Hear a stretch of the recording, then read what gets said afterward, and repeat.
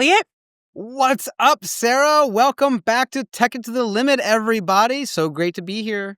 It's the best. I'm so happy to be here. But Elliott, I have to tell you, by the time this episode hits the pod waves, you and I and our offspring will have concluded our epic reunion in the Big Apple. I am so excited. I know. I cannot wait to see you. Slow motion, running toward one another. What else is going to be happening? Middle of Central Park. Hell yeah. Romantic, sweeping music. Yes, absolutely. Tom Hanks and Meg Ryan are going to be It's there. right. No, if I cannot, you've got mail. You've got this mail coming up to see you in the Big Apple. MALE. No, it's great. And we're going to catch a Broadway show. It's going to be amazing. Yeah. I cannot wait to see you.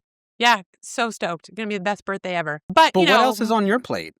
You know, what I just finished, a huge portion of, is, God, what I just finished, what we just wrapped today is the Mayo Clinic AI Summit, second annual, was downtown in the bustling metropolis of Rochester, Minnesota. The AI Summit is where nerds go to network, and LLMs are on the planning committee, quite literally. So it was an awesome day of networking and learning all about the fabulous use cases for generative AI in medicine, and highly encourage our listeners to be on the lookout for it in 2026. Usually hits about first week, second week in July. That's awesome. There was an AI summit out in San Fran and Stanford that I really wanted to get to last month, but I probably would have had a better time hanging out in Rochester. Totes my goats. I mean, who wants to be in San Francisco in the middle of Pride Month? I don't know. I mean, but not a gay man. No, definitely not. Definitely not me. I settled for Toronto. Well, that's awesome. I really wish I could have been there. It really does sound like an amazing time. But we do have some announcement for our listeners, some excitement coming up. So excited to let everybody know that Tech It to the Limit is headed to Vegas, baby.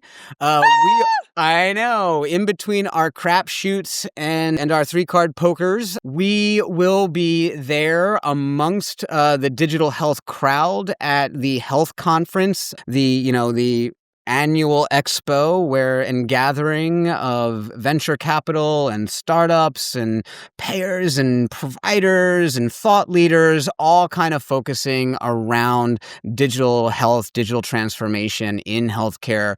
We're so excited to be there. We will be there as Tech It to the Limit. I'm bringing my trusty microphone, hoping to catch some people on the streets, maybe do some spicy nugget segments out there with everybody. So if you're headed to health, be sure to check out Tech It to the Limit. Be on the lookout for our logo and me walking around in my t-shirt, because I'll be looking for you. And nothing but my t-shirt. Nothing but my t-shirt. No. Expo or expose?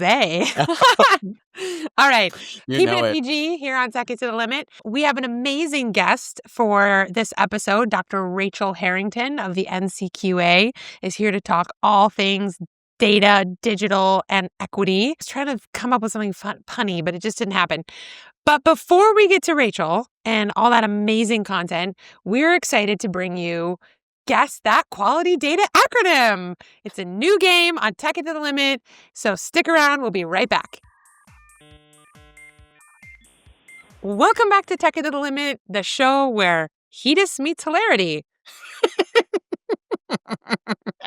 And today it is time for a segment that makes quality nerds sweat and policy pros cry. It's Guess That Quality Data Acronym! Woo! And the crowd goes wild. That's right, listeners, because even the Joint Commission doesn't know what half of these mean anymore.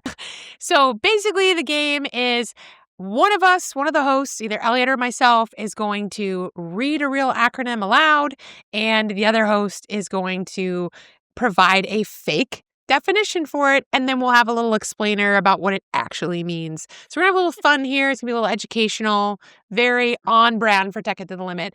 I'll start. Elliott, first acronym is CAHPS, CAHPS. What do you think it stands for? Clearly, all hospitals provide satisfaction. Honestly, they wish.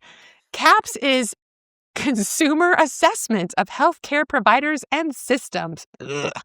It's the survey that asks patients, did your doctor listen to you or just nod while documenting their way into shoulder surgery? So true.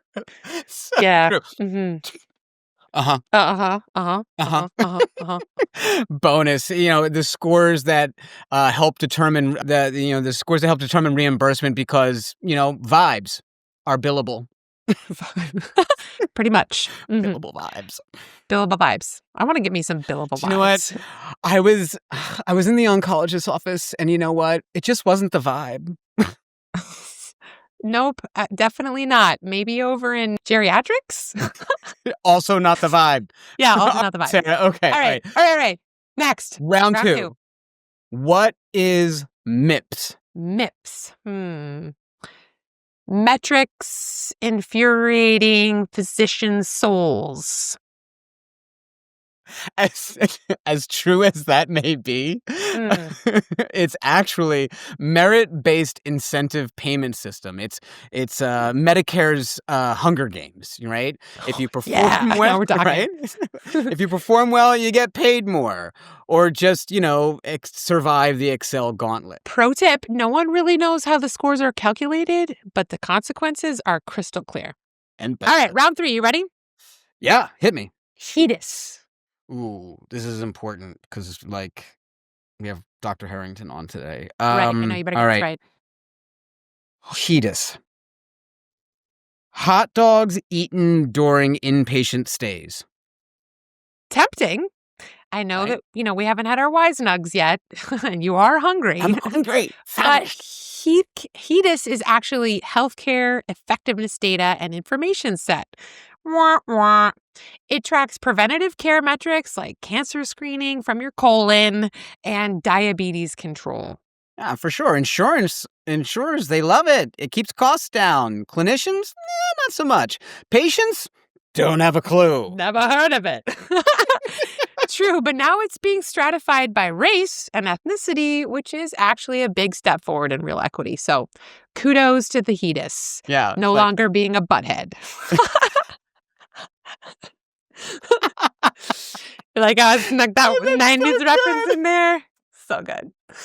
All right. And I'm excited because our guest today is actually Daria's doppelganger, in human form. So for sure. For sure. Yeah. And you know what? Something tells me she's going to get that. Word. All right. Let's hit a couple more, but like lightning round style. You ready? Speed it up. Okay. Mm-hmm. All right. Born ready. QI. Quit instantly. Sorry. Okay. It's quality improvement, plan, do, study, act until your team turns to ash. Or until your ER wait times drop by 10%. Either way. All right. NQF. Not quite functional. Like you are most mornings. Nope. It actually stands for National Quality Forum. They're the folks who endorse the performance measures that end up in your workflows, whether you like it or not. So true. All right, last one. QAPI. I like to call it CAPI. No. Questionable acronym promoting irritation. I think that's this game. Yeah, all right, close. But it's actually quality assurance and performance improvement. It's a CMS requirement for nursing homes and long-term care facilities. Basically, if you run a facility and you're not CAPIing it, you're probably panicking. Oh my God. That was great. That's it for Guess That Quality Acronym. A new car. Whether you're tracking MIPS or just trying to capture your breath, remember your TLAs, your 3-letter acronyms. And stick around for our conversation with Dr. Rachel Harrington from NCQA. It's coming up after a break. Stick around. We'll be right back. Stick around. We'll be right back. Hey, listeners. Tech It to the Limit is brought to you by The Denominator. Are your health equity metrics ruining your performance scores? Wish your data would just shut up, let you look good in the boardroom? You gotta get The Denominator. It's the only analytics tool that helps you solve equity by shrinking your denominator until the gaps magically disappear. It's got incredible built-in features like auto-exclude filters that automatically remove edge cases from your denominator based on custom business rules, because patients who miss follow-up appointments shouldn't count against you, right? Or the benchmark blender, which dynamically reshuffles your comparison groups until you're outperforming someone. Anyone. It even includes presets like just compare us to 2016 or match against incarcerated people for a confidence boost. And their newest release is the Outcome Optimizer, which lets you interpret stratified data through a generous narrative lens. Add contextual overlays like community factors, patient noncompliance, or legacy documentation artifacts until gaps look like statistical rounding errors. And as a special gift to Tech It to the Limit listeners, you can get a free 90-day trial access to Denial Mode. It's their exclusive green-only setting for dashboards for executives, because if leadership never sees it, it's basically solved. Just enter code MEASURETHIS15 at checkout for 15% off your first year of Delusion. The denominator. Because if you filter out the data, you don't have to fix the system. Listeners, today we're measuring greatness, and the results are statistically significant. This month, we're joined by Dr. Rachel Harrington, who is the Assistant Vice President of Health Equity at NCQA, where she leads the Equity and HEDIS initiative. Translation, she's helping overhaul the gold standard for healthcare quality to actually affect real-world disparities, and pushing the system to do better with data that doesn't lie or hide. With a PhD in pharmacy systems and a background that spans regulatory science, health economics, and public policy, Rachel brings the receipts and the rigor. She's advised CMS, NIH, and the National Quality Forum, and somehow still finds time to mentor the next generation of changemakers and geek out over quantitative causality analysis methods. If you've ever looked at a quality dashboard and thought, okay, but who is this actually working for? Dr. Harrington is the one making sure we start asking the right questions and measuring the right things. Please welcome the stratification queen herself, Dr. Rachel Harrington. May I call you Rachel? Oh, yeah, of course. Of course. Awesome. Well, Rachel, we're so glad to have you here on Tech It to the Limit. Here on the show, longtime listeners will know that we love puns, we love plays on words at Tech It to the Limit, and we ask all of our guests, be they dads or be they not, if they would be willing to share their favorite dad joke. Do you have one for us? Okay, I do. I had to come prepared for this. So, you know where the Big Apple is, but do you know where Minneapolis is? Look, I'm a Midwest girl at heart. All of my jokes go back to the upper Midwest. My other one was, do you know what Wisconsin is? Minneapolis au gratin. I don't know if I get that one. Cheese jokes, cheesy jokes. That's what I'm bringing to the table today. I love it. Sarah's on mute and she's talking away. Dang it. The age-old mistake. I love that joke because I am from Minneapolis. No, I am from Minnesota. Minneapolis is like an hour from where I live. And I'm going to the Big Apple on Friday. So, like, this is such an on-point joke. Oh, my goodness. See? Loving it. Mm-hmm. You know, it was just meant to be. It was serendipity. Well, let's I mean, I hate to turn the table away from cheesy jokes, or the point that I hate to point the conversation away from cheesy jokes, but I do have they can serious get grating question after for a while. Nice. I have a serious question for you, Rachel. We talk a lot about health equity in the digital health field. It's still hard for some of us to define, let alone measure in a meaningful way. So what does it take to make health equity measurable in the digital age? Yeah, I think you started the question from the right point, which is let's all kind of land on a common definition. How do we understand health equity?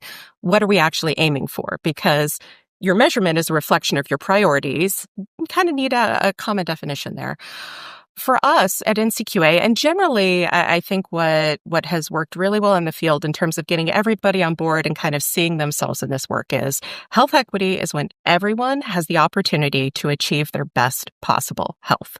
So if we break that down, everyone has the opportunity to achieve their best possible health. From there, we can start kind of breaking down what that means, right? It's not that everyone has the exact same healthcare or the exact same resources, right? You don't use the same tool for every job. You don't hang a picture with a saw, hopefully. Maybe, you Noted. tailor your. Well, I have been a homeowner in the past. There have been approaches, but Yeah, maybe you generally, you tailor where you're going with things, right? You want to understand where people are at, the place that they're starting from, where they're trying to go, what their goals are, and then meeting them where they're at. And so that includes understanding the factors that shape their circumstances. This is what we commonly call the social drivers of health. So conditions where people grow, work, play, pray, age, all of that. Could be the unique barriers they face, the unique needs they have. Those could be clinical needs, right? The biological processes, what they're bringing to the table, but it could also be contextual. And then we design interventions to meet those needs. And then importantly, don't forget, we evaluate to make sure that those interventions are actually working and nobody's being left behind in that. And each of those, when you start peeling those apart, has a really interesting connection to digital and kind of what that means there.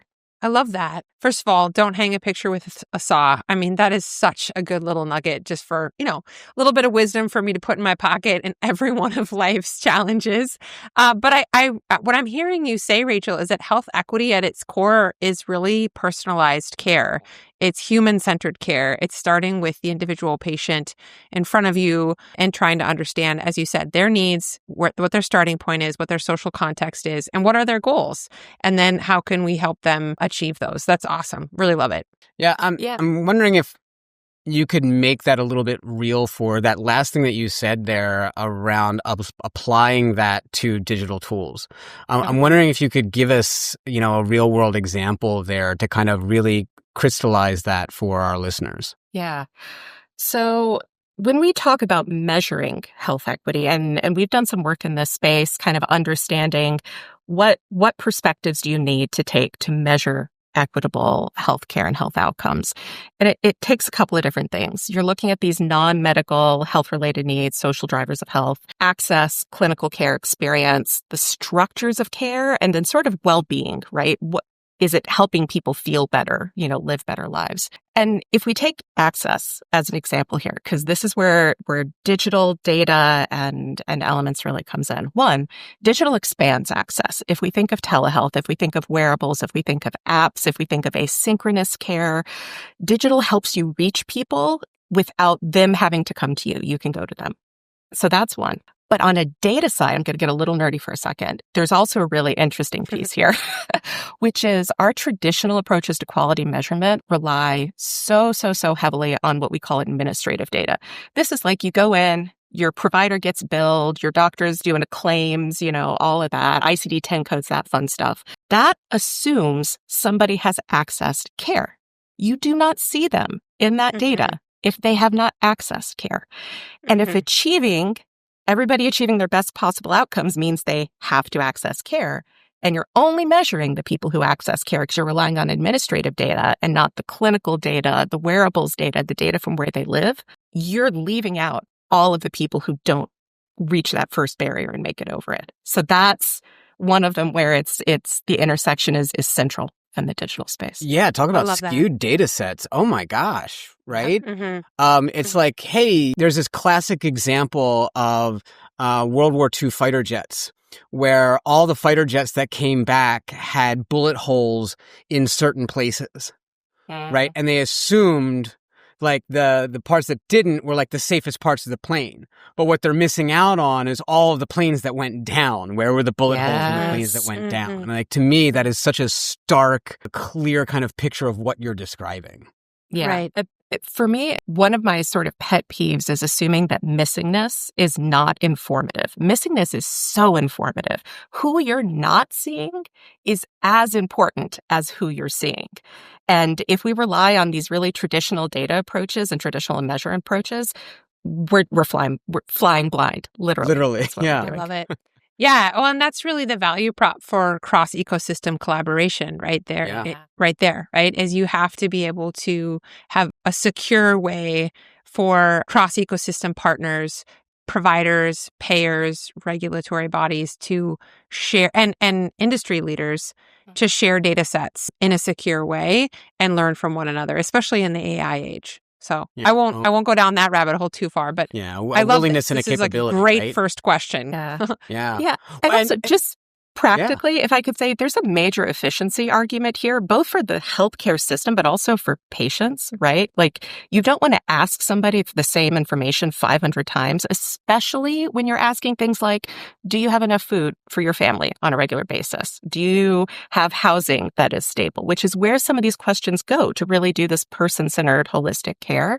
Nobody wants to be asked that 500 times. Ask it once. Make sure you're asking it clearly. You're using standardized best practice approaches, structured data, approaches to get at that data, and then make sure you have, to your point, the interoperable private environments so that can be shared and then everybody can act on it.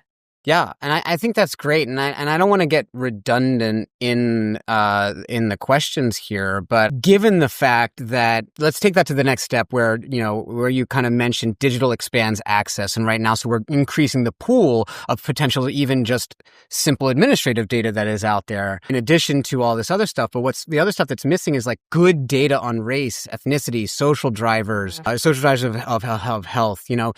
Getting that is easier said than done, especially if it's fragmented, if it's self-reported. What are you finding to be the biggest challenges in getting accurate race, ethnicity, SDOH data? And where are the digital tools getting it right? And where are they falling down? So the biggest barrier to getting the data is organizations not asking for it. That truly is. There is a perceived barrier here and it's not to downplay the resources it takes to update your admission systems, to update your patient portals, things like that at all. That is a resource-intensive process. But there's this sense, and this is played out in the literature too, multiple studies, we perceive sometimes more sensitivity to questions than patients actually have to answering them. When you think about a medical or clinical encounter, right, there are some very personal pieces of information that are being shared there. And hopefully clinicians, be it doctors, nurse practitioners, community health workers, this broadened care team, hopefully they're building this sense of trust so that people are talking with them about this very sensitive personal data about their health. Similarly, asking demographic questions, we get asked those questions on portals where we could be signing up for a survey to win a Starbucks gift card, and we're asked those questions, right? So getting past that perceived sensitivity is the first barrier.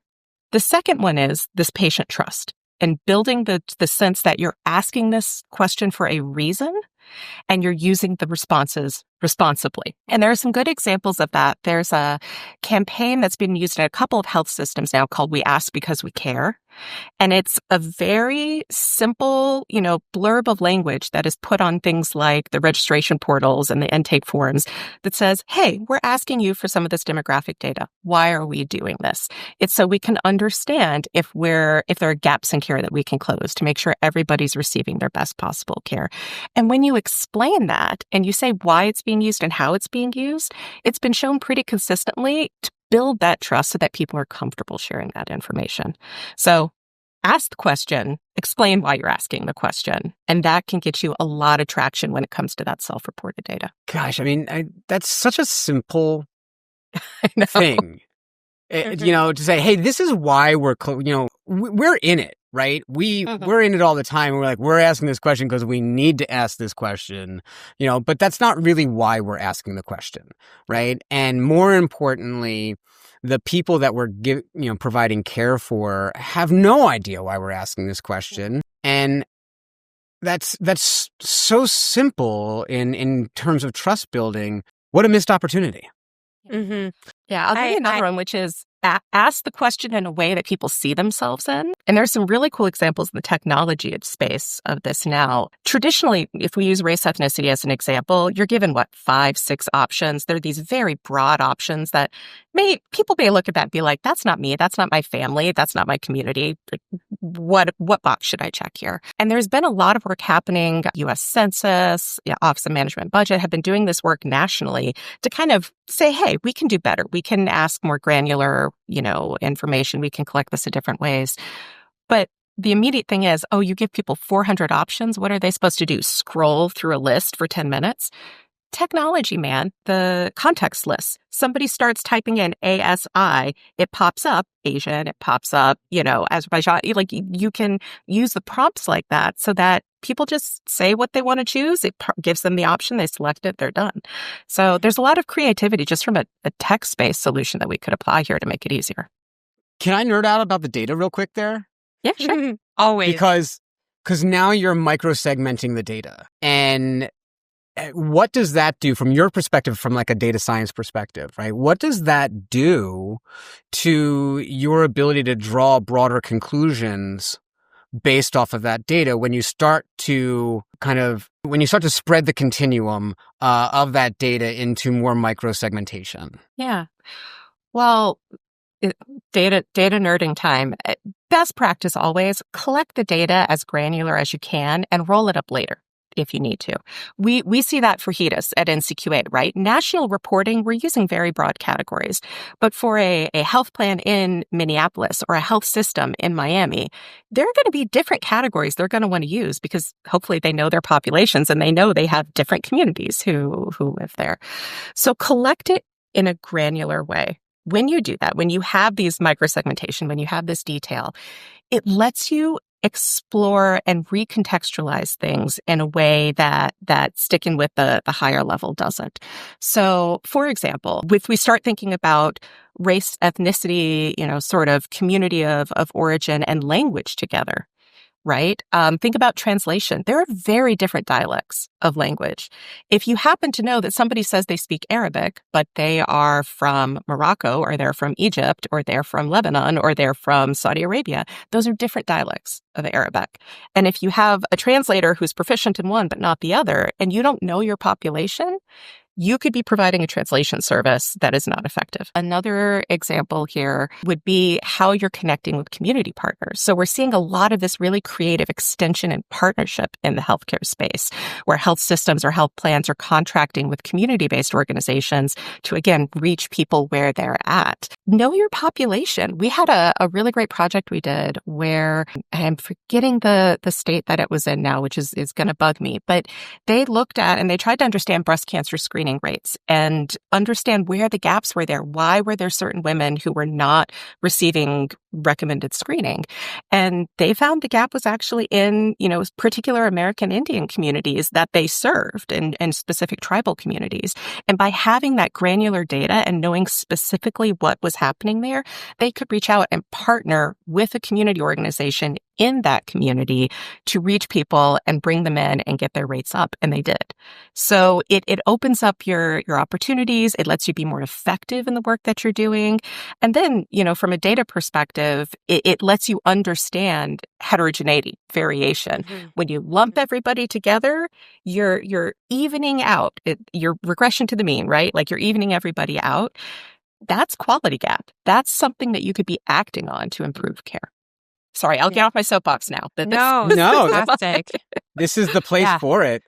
Right. We said it was okay to nerd out on data, and we meant it. So be careful about the invite there, because right. So I'm going to pivot to the next question, Rachel. As much as I would love to go deep into that last example that you shared, it was awesome. But let's move on to another topic. HEDIS has been the backbone of quality measurement for years, but equity demands a different lens. How is NCQA evolving HEDIS to capture disparities using digital health data? Yeah. So first off, like we started with definitions, right? I kind of want to start by setting us off we talk about equity and quality as kind of two separate things, and fundamentally they're not, right? If everybody if you're not aiming for everybody to receive the highest quality care, if you have gaps in care and it happens to be by race and ethnicity or language or different, disability status, you are not providing high quality care, right? So equity is quality 101, right? Root cause analysis, you intervene, you act, you evaluate. If we say that, there's still room for quality measurement approaches to do better when it comes to evaluating whether we're providing equitable care. So from a HEDIS perspective, we've done that in a couple of ways. First, we've incentivized having the right data. Elliott, back to this discussion around data collection, granularity, and quality, we've created sort of structural measures that measure exactly that. What level of completeness do you have? And what is the quality? Is it coming from highly reliable sources? Is it reflecting the ways that people see themselves and understand their own experiences? So that's one.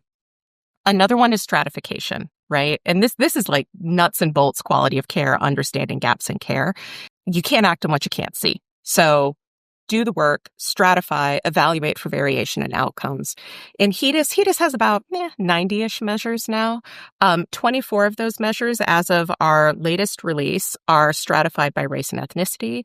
And about 10 of them, it's 10 or 11, I think, now have public data available at the national, state, and regional level. So benchmarks that say, how are we doing as a healthcare system? Where is there variation? That gives us a target to work towards, and it makes us be honest about the care that we're providing and where we can do better. And the last one I'll say is probably the biggest. It's the most challenging, but it's getting creative on how we define quality and rethinking what measure concepts are out there. I think we're all pretty used to that breast cancer screening, HbA1c, like glucose control, these very common clinical metrics. But we've been doing a lot of work in measuring social needs. We know payers are paying for it, employers are paying for it, healthcare systems are sort of providing these services. So let's measure it and see how we're doing and see if it's having an impact. Who's getting screened for unmet social needs, food, housing, transportation, social isolation, and then who's receiving an intervention for it. Because if you screen and you don't have a plan to provide some sort of service or a referral or intervention, that's not appropriate care, right? And the other one is rethinking bundles of measures, rethinking how we think about measures working together. I think we all recognize that there is a truly shameful maternal mortality crisis in this country, like unacceptable. And a lot of the pain and the morbidity and mortality of that is happening in Black mothers and Indigenous mothers and other populations of color. I was going to say it's very targeted. It is, right? It's when we talk about everybody having the opportunity to achieve their best possible health, that is not happening when we talk about people who are giving birth in this country. So let's rethink what high quality care looks like there, because obviously the metrics we've been using haven't been doing the job. So we're doing a project, we call it our Birth Equity Accountability Through Measurement Project, where we are going back to patients, to communities and saying, where did you experience these gaps? Where could your care have gone differently? How can we measure that better? And how do we align this across the healthcare system? Again, talk digital, right? You need aligned incentives, and that means the data has to flow and the expectations have to be shared across providers, across hospitals, across payers, across states. And so that rethinking that environment and creating measurement systems that reflect that actual experience is where we're trying to push towards with this work. Yeah. I mean, Sarah, we've talked about aligning incentives many times on this pod.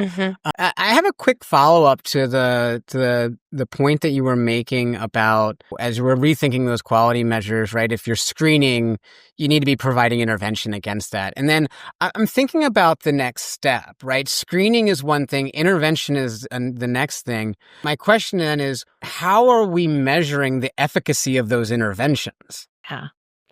So that's the nut that I think, frankly, we haven't cracked yet. And part of that is systems are still being built to do this, right? We're still kind of a patchwork when it comes to particularly the social needs interventions that are out there. And a big part of it is data. And it's not specific to this. Closed loop referrals, right? Like that is not a problem specific here. That is a broader, how are we documenting that? How is the data flowing back? That said, there are a couple of ways to do it, right? If you're screening on a routine cadence, you can look to see if needs are being resolved, right? And, if you screen every 6 months or you screen at an annual wellness visit, and if you see the same needs are there 2-3 years in a row, you've got something to be working on. So I think those are the areas that are still evolving. There's some really creative work happening. The Gravity Project, who has been amazing in this space when it comes to data standards and working in this sort of mixed environment ecosystem where you have healthcare and community care partnered, is doing some work trying to get through that right now. Yeah. I'm so glad that you mentioned that project, Rachel, because I think that is a key to success here is, as we mentioned earlier in the podcast, cross-ecosystem collaboration, and technology is an enabler of that, right?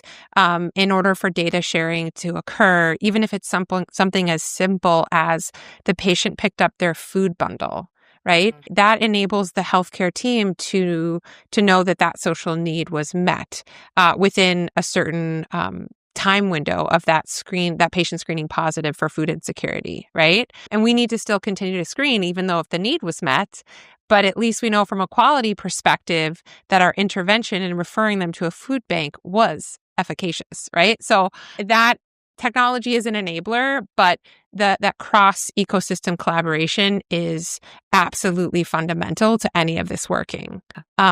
For the systems and also for the patients, right? There is nothing more frustrating than being sent out of an appointment with like a list of here are the 10 people you have to call to get the services you need, right?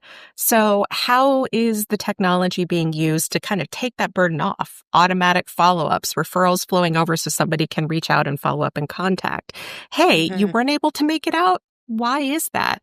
Were our pickup schedules at a time that your shift was and you can't get off work to come, right? Like that's the sort of creativity that's needed there. Yeah. So we talked about putting that data to work, right? Doing something to make it useful and drive change, whether it be change in behavior or change in outcomes. This is another topic we talk a lot about. Is like, how do we hold folks accountable? Yeah. In doing this work? How do we hold providers, payers, anyone that's using this data more accountable? Yeah. So I don't think there's one single solution here, right? Like we've got to kind of tackle it from a couple of different perspectives. One is, standardized quality reporting, right? I work for NCQA. I feel like I have to say that, but it is true. There is something about having a standard expectation and then being able to look at the health plan that's in your market, look at the other, hospital that's in your market or in your catchment area and say, hey, we're not matching this. What's going on? Right? And so that transparency, I think, is really important, making sure the data that we're collecting to do this work is making it back out to people who can make decisions on that, be that state Medicaid agencies who are doing their managed care contracting and trying to understand who they want to partner with there, be it employers who are trying to understand, who's best serving their employees and their employees' families. So like liberating the data, but liberating the performance data and making sure, we're looking at that. But there's a little bit of a culture shift too. I would say accountability starts internally. Every healthcare organization has an internal metrics dashboard. Is this on their internal metrics dashboard, right? What are they holding themselves accountable to? Are they reporting back to a community advisory board and sharing this back and saying, hey, here's how we did. We know this is an issue for your community. And by the way, we've made progress on this or we haven't and why. So start internal, start from a culture perspective, build, data transparency, because just knowing where the gaps are and people having to be honest, that starts building it.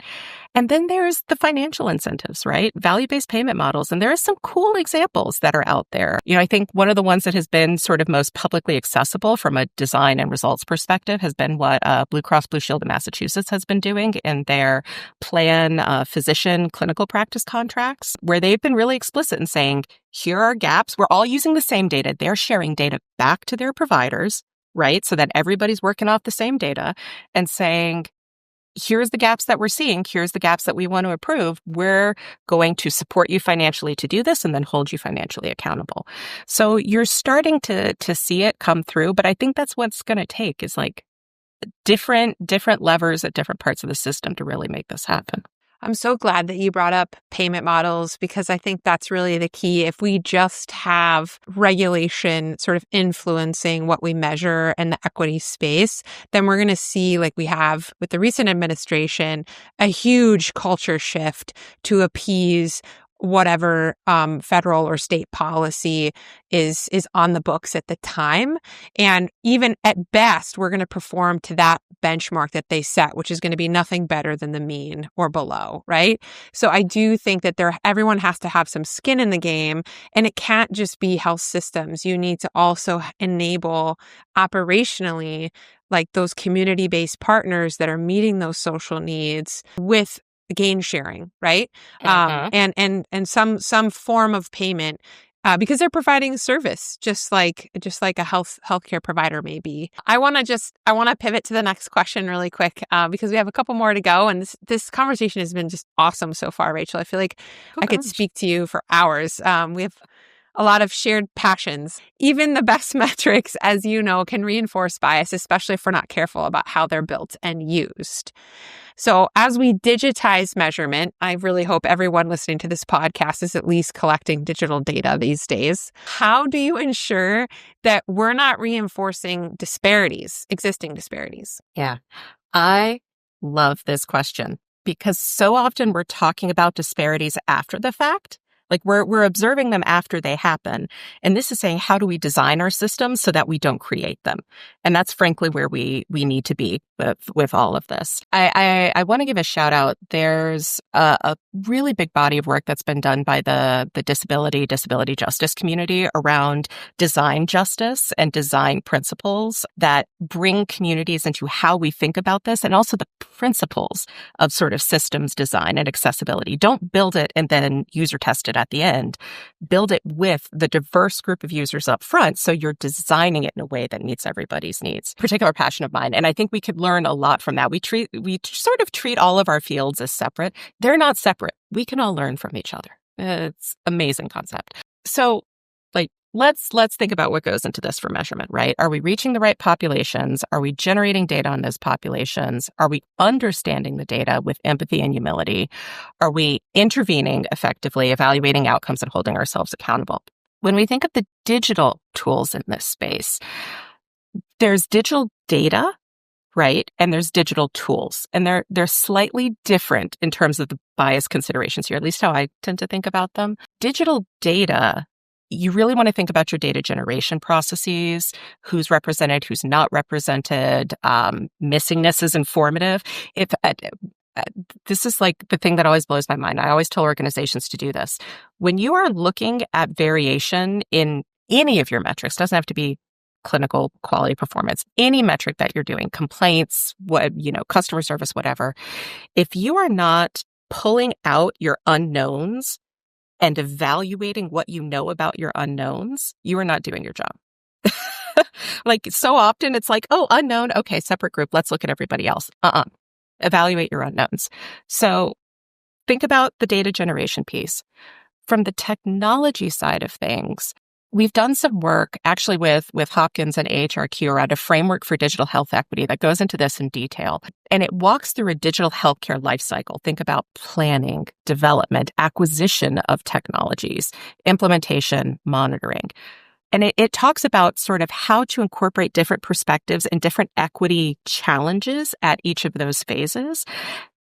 Software development life cycles, systems life cycles, it's a way that health IT is used to thinking in. So making sure we're asking the right questions at each of those phases and that we're building the right people in at each of those phases, not just at the very end, is sort of how, at least a big part of how we get there. I absolutely love it. I mean, the design justice it's the first time I've heard that as a term. I mean, but it makes total sense, right? At least in terms of like, data design, right? Data collection design, but it just encapsulates everything perfectly, I think. So thank you for kind of sharing that. It's a passion of ours where we start about like, start with the people that you're designing for, right? Yeah. And really start to think about them with humility, right? And openness. I think those are key parts to it, that you kind of have to stuff some of your ego down, which is very hard for people like me.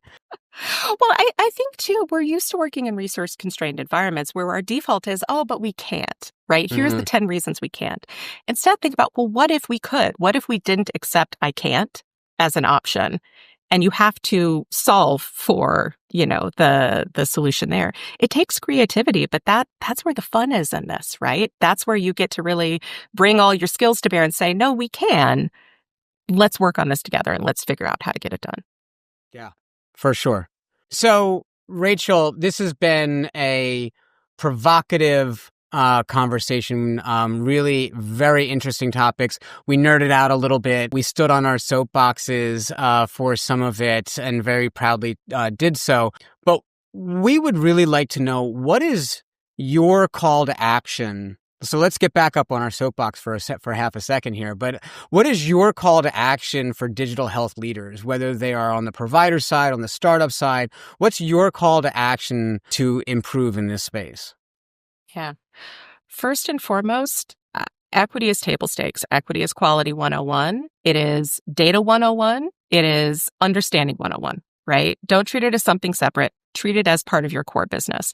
Because, and I've said this before in other forums, but if you're putting $1 million into a diabetes program and you are not evaluating who has access to your wearables and your continuous glucose monitoring, who is coming into your clinics, what are their food needs, what are the transportation barriers that are there, you are not going to get $1 million in outcomes, period.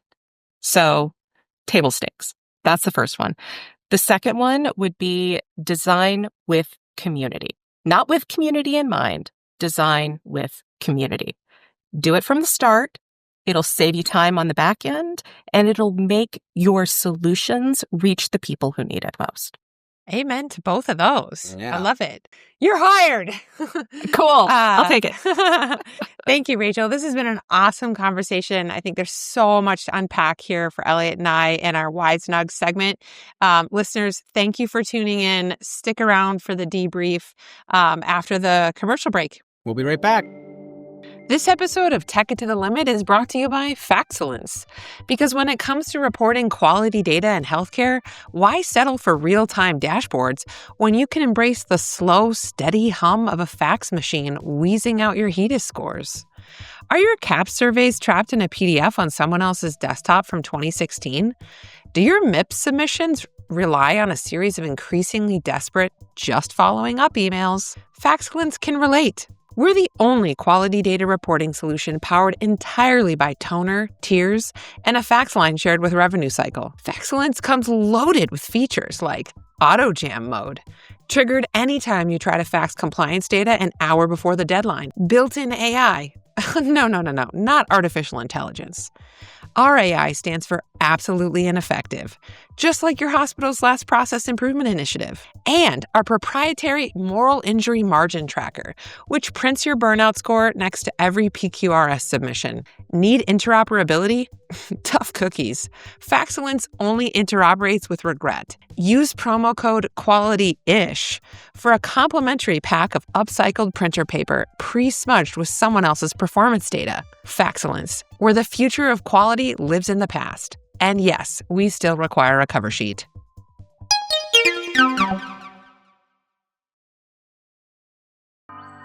Welcome back, listeners. It is time to take a bite out of some Wise Nugs, our trademark pending delicious snack of wisdom nuggets that we share with each episode that we have. I know that you are famished at this hour, the late hour of the day, Sarah. So what are you noshing on from our conversation with Dr. Rachel Harrington from NCQA?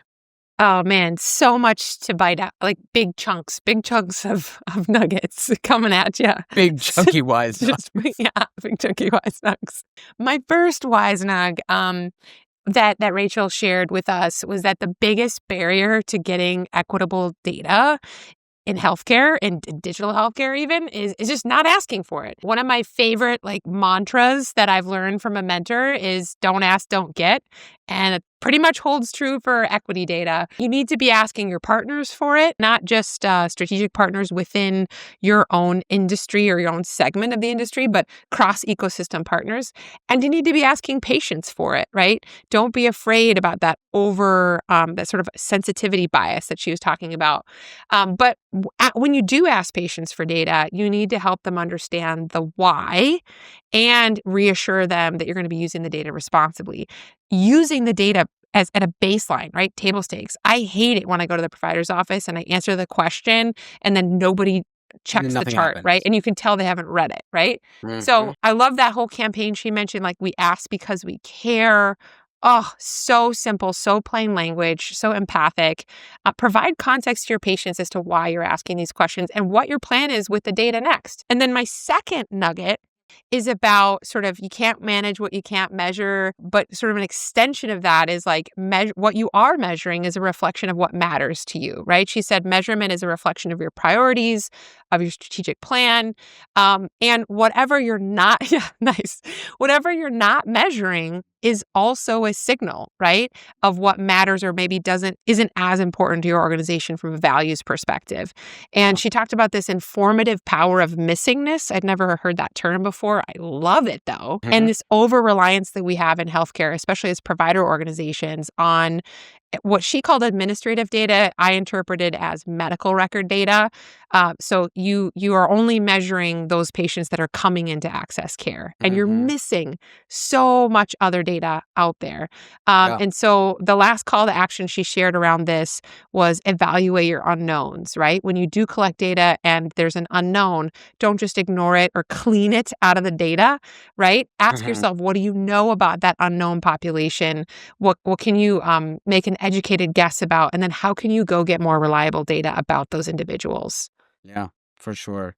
I mean, that struck me too, that idea around that over-reliance on that administrative data. I kind of mentioned it there, but I couldn't figure out why it struck me so much. And then I realized it afterwards, right? The over-reliance on administrative data is a classic example or classic case of survivorship bias, which is a logical fallacy, right? And one of the best examples that's out there around makes its way around the meme sphere every once in a while is that when you look at planes that get shot up, right, and they've got hit on the wings and they got hit in the tail and so on and so forth. There's a great little kind of picture that's out there, probably on the Wikipedia page for survivorship bias, but is when you look at those planes that you're looking at the ones that come back to base.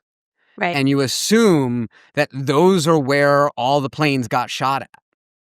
Because those are the planes that you can see. And so you're not looking at the planes that are at the bottom of the Pacific, and where the bullet holes are on those planes. It's sampling bias. And it leads you to assume causality when it really just may be correlation. And so, which is such a dangerous fallacy that is out there. And so I just really love that she called that out. Did we just share a nug? We kind of shared a nug. We did. I hope that you didn't double dip. I did the thing. I did the thing where I did the thing where like you dip one end and then you dip the other end before you take a bite. Fine. Right? Yeah. So, that's a thing. I just had a dry bite. You. All right. So my second nug was this thing that she said that I thought was brilliant. If you screen, you must intervene. And alliterative and derivative references to Johnny Cochran aside, I think it's really an important point that she makes. I mean, it's not just good enough to ask the question. No matter how empathetically you ask the question, it's not just enough to ask the question and check the box. You've got to do something about it. And then, we had that follow-up conversation, and she went on to say that the evaluation of the efficacy of those interventions is a nut that we've still not cracked yet. And so, my nugget is sort of a call to action to those that are listening, that are out there. If you're looking for nuts to crack, folks, this is it. Look no further. Look no further. Have we got nuts for you? Yeah. I mean, and this is a really an unmet need in the marketplaces. How do you evaluate the efficacy of the interventions around some of this SDOH kind of data collection that's being done? You know, Hell yeah. we know what the intervention should be. How do we measure the efficacy of them? So a lot more work to do in that space. Loved that part of the conversation. Hell yeah. Great nuggets, man. I think we're dining at the same, we're wisely dining at the same restaurant this evening. So that's it, listeners, for our show. Thanks for dedicating another hour of your life to listening to Tech It to the Limit. We're glad you're here. Remember to follow us on LinkedIn. Leave us a review wherever you pod. Tell a friend, tell a frenemy. For goodness sake, just tell someone about the show. And if you're watching this on YouTube, hit that subscribe button. Smash it. Smash it!